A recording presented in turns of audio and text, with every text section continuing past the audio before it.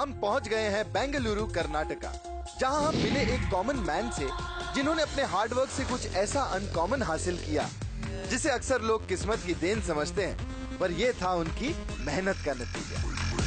मिलिए रमेश बाबू से, जिन्होंने अपने करियर की शुरुआत की घरों घरों में न्यूज़पेपर बेचने से, जिनकी मां ने दूसरों के घरों में काम करके अपने बच्चों को पढ़ाया, पर आज उनके हार्ड वर्क और स्ट्रॉन्ग डिटर्मिनेशन की वजह से उन्होंने हासिल किया अपना स्टेटस सिंबल। जी हाँ, ये करोड़ों की रोल्स रॉयस। अब आप पूछेंगे कि रमेश बाबू करते क्या है,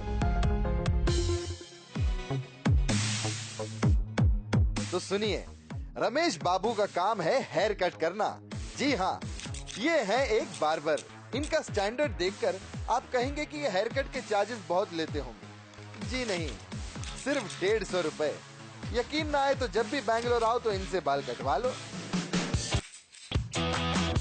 रमेश बाबू के पास सिर्फ रोल्स रॉयस ही नहीं, बल्कि 378 से भी ज्यादा गाड़ियां हैं, जिनमें से 120 लग्जरी कार्स हैं। एक्चुअली सैलून बिजनेस के अलावा रमेश बाबू कार रेंटल बिजनेस भी रन करते हैं, और वो कौन कौन सी गाड़ियां रेंट पे देते हैं, आइए जरा उन्हीं से जान लेते हैं। Mercedes, BMW, Audi, Jaguar, Rolls Royce, हर ब्रांड की गाड़ी मेरे पास है। आप इस गलत फहमी में मत रहिएगा कि ये सब चीजें उन्हें विरासत में मिली हैं। ये सब इनके खून पसीने की कमाई है। मैंने 14 साल की उम्र से ही काम करना शुरू कर दिया था। सुबह उठकर मैं लोगों के घर में दूध सप्लाई करता था, न्यूज़पेपर सप्लाई करता था, और दूध और न्यूज़पेपर सप्लाई करने के काम से मैं महीने के 100 रुपए कमा लेता था। 100 रुपए मिल रहा था, 100 रुपीज। पिताजी के सैलून बिजनेस को उनके गुजर जाने के बाद चाचा रन करते थे, पर रमेश जी कुछ बड़ा करना चाहते थे, और 18 साल की उम्र में ही उन्होंने सैलून बिजनेस की जिम्मेदारी अपने कंधों पर ले ली। मेरी दुकान पे इतने कस्टमर्स आ जाते थे कि कभी कभी हेयर कटिंग के लिए मैं सुबह 6 बजे से रात के 2 बजे तक काम करता था, और कई बार तो अगली सुबह तक।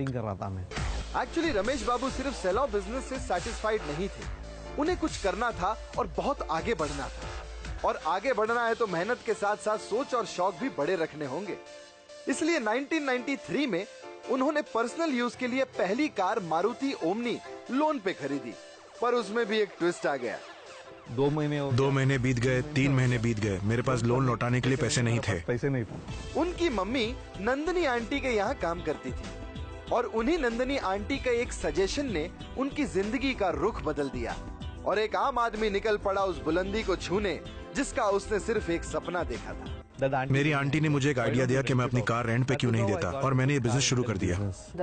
जब रमेश ने बिजनेस शुरू किया उस वक्त ड्राइवर्स नहीं मिला करते थे, वो खुद गाड़ी चलाता था, और धीरे धीरे उसने बिजनेस बढ़ाया।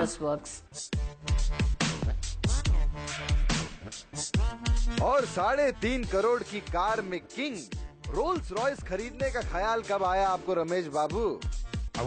मैं दूसरों से कुछ अलग करना चाहता था, इसलिए मैंने 2011 में एक रोल्स रॉयस खरीदी। रोल्स रॉयस को भी वो पर डे 50,000 रेंट पर देते हैं। आप सोच रहे होंगे कि इतनी लग्जरी कार्स के मालिक आज भी हेयर कट करते हैं। एक्चुअली उनका मानना है यही उनका मेन बिजनेस है, और ये बिजनेस वो नहीं छोड़ सकते। आज वो एक successful car rental business run कर रहे हैं।